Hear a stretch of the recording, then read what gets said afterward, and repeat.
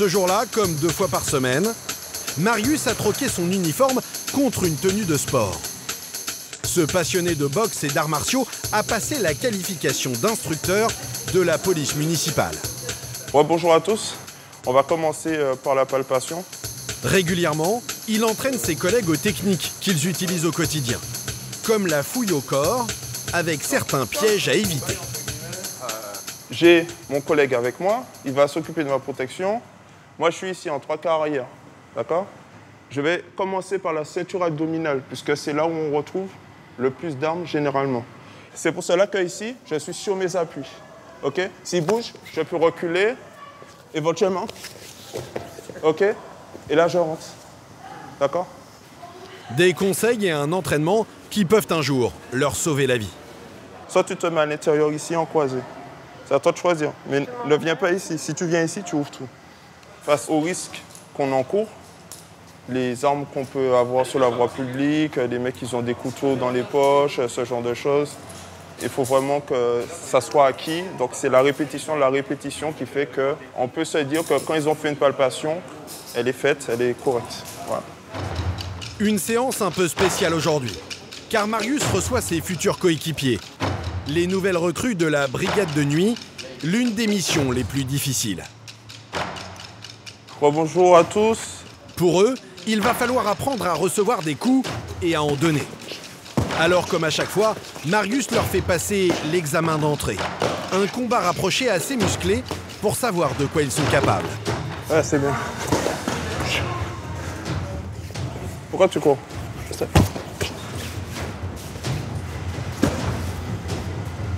Reculez, monsieur! Reculez!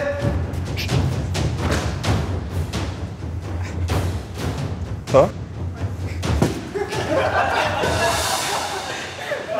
Bravo les gars! On leur souhaite la bienvenue. Et voilà, comme ça on fait connaissance. Et puis ça permet de voir qui ils sont, entre guillemets.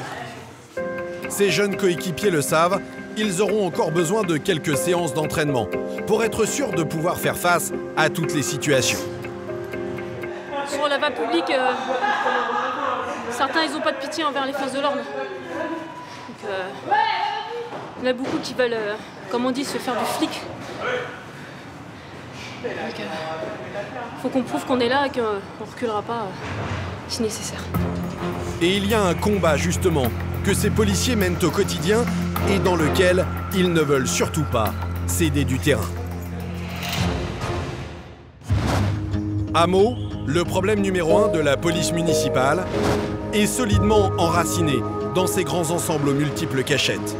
C'est le trafic de stupéfiants. Un fléau difficile à endiguer qui génère des profits considérables et attise une guerre de territoire entre trafiquants. Chaque jour, les opérateurs vidéo tombent sur ce genre d'images. On est en train de voir un individu en train d'effriter sa résine de cannabis afin de confectionner un joint. Des consommateurs en pleine action sous le nez des caméras. Des allées et venues incessantes, celles de clients qui cherchent à acheter leur dose. Des jeunes qui font le pied de grue devant les tours. Des guetteurs chargés de prévenir de l'arrivée des policiers. Ça va? Et toi? La forme? Ça va, David? Pour mesurer l'ampleur du phénomène, il n'y a qu'à suivre la brigade spécialement affectée à la sécurité de ces quartiers. Voici son chef, Frédéric, 37 ans. Ce soir, il s'intéresse en particulier à l'une des tours d'une cité. Non, on va faire Argonne. Donc parce que apparemment il y aura des jeunes qui squattent, stupent, donc on va aller faire une petite sécu là-bas, on va aller se montrer. On rentre dans le bâtiment, on se noie un peu dans les étages et on regarde. Ok? Frédéric lutte contre le trafic de stupéfiants depuis son arrivée à la police municipale il y a 13 ans. Et pour gêner le trafic, il passe régulièrement les bâtiments au peigne fin. Moi et Fred, on va prendre l'aile A, ok? Tu vois avec GG ou Johanna? On fait attention aux projectiles. Hein. Toute l'année, Frédéric multiplie ses visites surprises. Et il flaire rapidement s'il est sur la bonne piste. Ça sent. Les gars, on va jusqu'au 15 et en même temps, on va faire toutes les colonnes sèches, voir s'il n'y a pas autre chose dedans. Une forte odeur de stupéfiants, la fouille commence. Et ici, la drogue peut être cachée dans le moindre recoin de ces parties communes. On va aller sur celle-là. Une technique qui permet aux trafiquants de fournir rapidement leurs clients sans être inquiétés en cas de descente de police. Et les trouvailles sont fréquentes. Là, on peut voir que, vous voyez, il y a un sachet qui sent fortement la résine. Voilà. Vous pouvez voir les barrettes de résine de cannabis. Voilà. Vous voyez, il dissimule ça à l'intérieur pour la vente. C'est pour ça qu'on fait souvent les colonnes sèches. Les barrettes, elles font 2 grammes, c'est 10 €. 10 €, donc là, il y a 7 barrettes, 70 €. Il y a 70 € de marchandises là. On peut avérer que le trafic est bien en place. Du cannabis caché un peu partout dans les cités, car le trafic rapporte beaucoup d'argent. Pour se faire une idée du niveau de ces profits illégaux, il n'y a qu'à jeter un coup d'œil derrière le bureau de Frédéric. Affiché au mur, les plus belles affaires de l'année. Là, c'est sur un contrôle routier. L'individu, il n'avait pas mis sa ceinture. On le contrôle et on voit un sac au niveau là, en bas, au niveau à côté du siège. Et on sent une forte odeur. On lui demande à l'individu qu'est-ce qu'il peut y avoir dans ce sac-là. Il y va, il le prend et c'était rempli de résine de cannabis. Et là, il y avait 130 grammes au total dans le sachet. Une jolie prise, 700 € à la revente. Et cette année, les policiers de Meaux ont réussi à démanteler tout un réseau. Donc ça a été un travail de plusieurs mois. On a fait beaucoup d'acheteurs, on a fait identifier les vendeurs. Et de là, après, ça a amené à trouver l'appartement nourrice. Et on a pu faire l'opération conjointement avec la police nationale et il était retrouvé une belle quantité. Il y avait 450 grammes de produits stupéfiants et des milliers d'euros de numéraire. Dans les cités de Meaux l'an dernier, plus de 3 kilos de stupéfiants ont été saisis. Une infime partie d'un trafic beaucoup plus important qui génère de la délinquance et une guerre de territoire entre trafiquants. Ce sont encore une fois les caméras de surveillance qui en témoignent. Voilà ce qu'elles filment. Des affrontements parfois très violents entre les jeunes de ces quartiers sensibles. Difficile de toujours connaître l'origine exacte de ces rixes, mais il s'agit parfois de mettre la main sur les meilleurs points de vente de stupéfiants. Voilà pourquoi les policiers de Meaux redoublent d'efforts pour endiguer ces trafics. Premier objectif, tenter de surprendre les dealers en flagrant délit. De CSU, vous avez réceptionné le message. Vous avez une porte métallique ouverte, celui qui sort juste à l'instant. Dès que les caméras repèrent un suspect comme cet homme qui rôde en bas d'une tour depuis plusieurs jours, ils le surveillent de près pour tenter de le coincer en pleine vente de stupéfiants. Sur le terrain ce jour-là, Arnaud et ses collègues s'apprêtent à lui tomber dessus. Ah, c'est pris, on vient de se faire déposer. Hein. C'est bon, Thierry ? Ouais. Une transaction semble imminente. La brigade passe à l'action.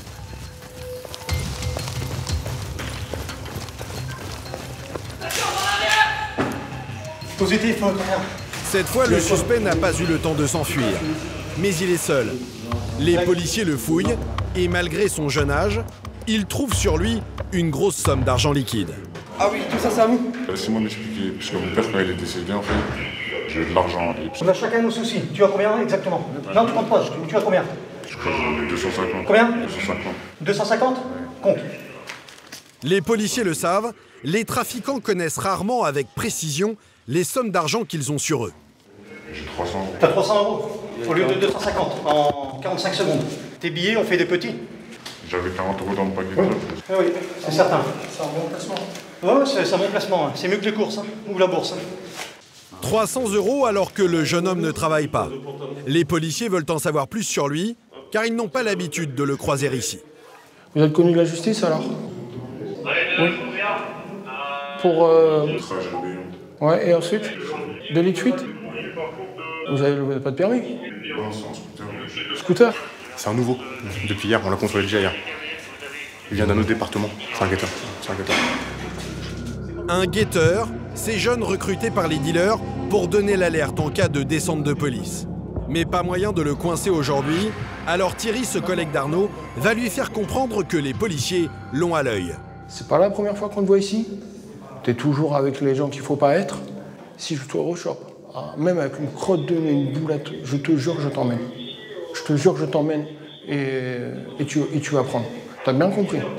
Donc je serai toi, j'éviterai le secteur, j'arrêterai mes conneries, je retournerai à l'école. Pas facile de coincer les dealers en flagrant délit. Alors, deuxième stratégie des policiers, dissuader les clients de venir s'approvisionner dans les cités de la ville. Oh, tu restes là, tu me pousses pas, d'accord?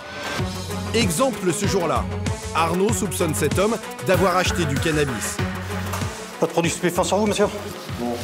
Du tout? Il clame son innocence, et pourtant... Ouvrez la main. Ben voilà. Voilà.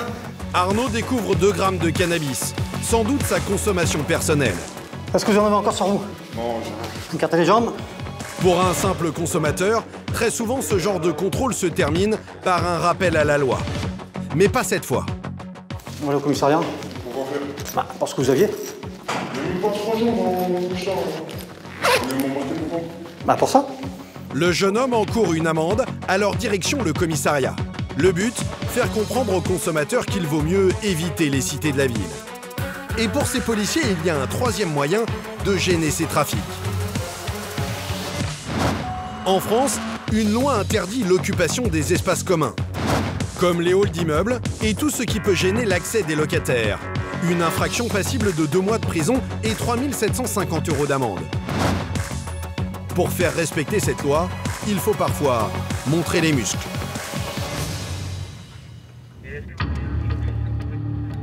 Ce soir-là, c'est Frédéric qui est à la manœuvre. On se stationne ici, puis on va courir. Au départ, il espère lui aussi surprendre un dealer en flagrant délit. Pousse-toi, pousse-toi.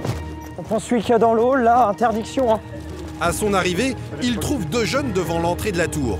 L'un d'entre eux est assis dans un fauteuil. Bonjour monsieur, vous savez que c'est interdit d'être là? On se lève monsieur. Après vérification, aucune trace de drogue.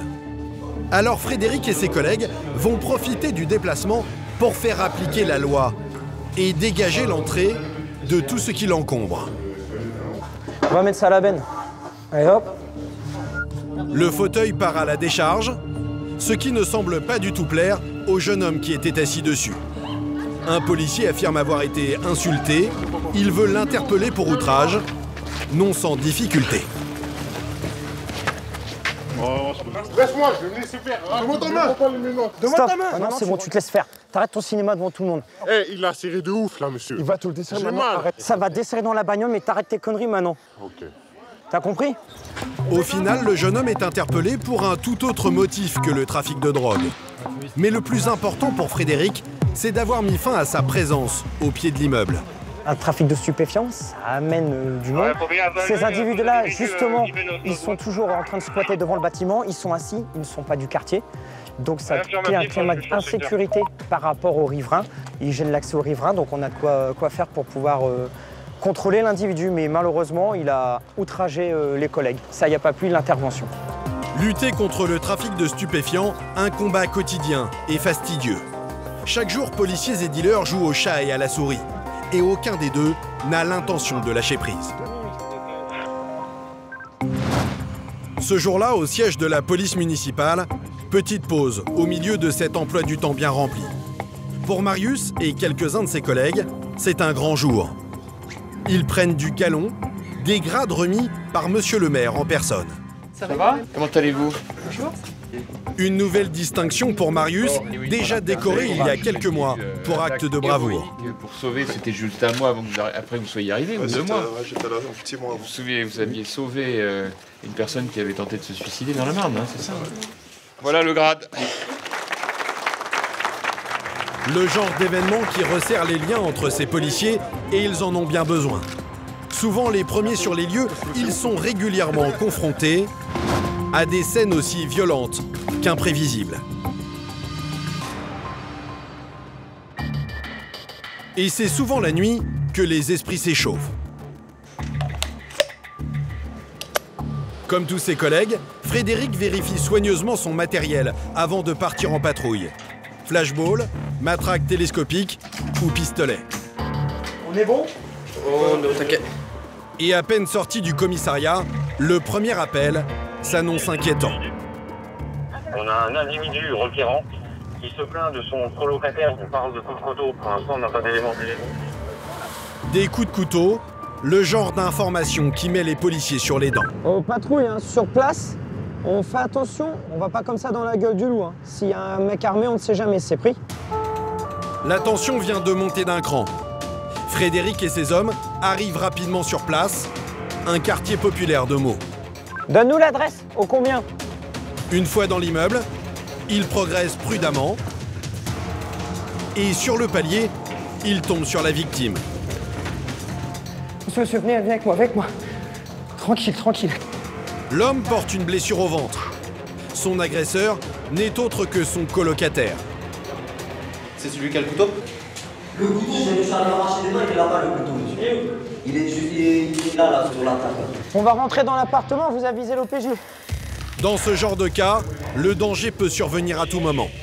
Frédéric est en première ligne et la victime ne va pas le rassurer. Est-ce que vous occupez sur son cas? Il est... Ah non, bah non, pas du tout. Les gars, faites attention à vous. Allez, ouvrez monsieur, tranquillement. Ouvrez les mains. Ouvrez tranquillement monsieur. C'est la police, monsieur. Les mains apparentes. Sortez. Venez. Mettez-vous. Mets-le au sol. Non, tranquille les gars, tranquille. L'agresseur présumé est rapidement maîtrisé. Mais Frédéric reste sur ses gardes. On regarde ça, personne d'autre les gars. Et il veut maintenant retrouver son arme. Rien dans la chambre, mais dans la cuisine, il découvre au sol des traces de sang. Bon, on a le couteau, c'est un couteau à beurre, hein, un couteau rond, donc il est plein de sang. Un couteau à beurre. Dans un coup de folie, le moindre accessoire se transforme en arme. Et difficile de croire ce qui a causé cette agression. J'ai mélangé mes steaks avec ses steaks. Voilà, je crois qu'il n'y a plus de... J'ai où ma nourriture qui est dans le frigo. Il me dit non, mais je sais pas quoi, les steaks... Il a tout jeté, quoi. Il a tout jeté. Il me dit, en tout cas, il n'y a pas de steak. Tu peux même revenir regarder dans ma chambre. Super. Pour une histoire de steak caché, le mec il pète un plomb ou je sais pas quoi. Des coups de couteau à beurre pour quelques steaks. Même si le colocataire, lui, donne une autre version des faits. Pourquoi vous y avez mis un coup de couteau? Non, c'est ouvert là. Il a pris le couteau, c'est ouvert lui-même pour essayer de dire que je l'ai planté. Ouais, tu m'as planté. Il est allé dans la salle de bain. Et tout d'un coup, il me dit, ouais, regarde, j'ai du sang. Je dis, mais moi, j'essaie de vous appeler. Monsieur, oui. Je ne vois aucune tache de sang là. Vous me dites qu'ici, dans la salle de bain, il n'y a rien. Non, ça s'est passé ici, il n'y a pas de sang. Regardez, monsieur, allez-y, il n'y a pas de sang. Direction le commissariat pour tirer cette affaire au clair. Les deux hommes, tout juste sortis de prison, semblent en tout cas avoir beaucoup de mal à cohabiter. Frédéric le sait, ce genre d'histoire peut vite tourner au drame. C'est deux personnes qui sont en liberté conditionnelle. Donc le différence, ça part juste du manger de la victime que l'auteur a dégusté tranquillement, donc ça n'y a pas plu. Il y a eu une dispute, il a pris un couteau, il a mis le coup de couteau au niveau de l'aine. Après, il a voulu lui retirer l'autre individu, puis il lui a coupé un peu la main. Bon, on a de la chance, c'est un couteau beurre, donc c'est un couteau arrondi, mais bon. L'agresseur sera condamné à 3 mois de prison ferme et aussitôt incarcéré. Des coups de folie, des coups de sang, des interventions sur fond de misère sociale qui mettent parfois aussi les policiers dans des situations insolites, les obligeant à déployer des trésors de patience.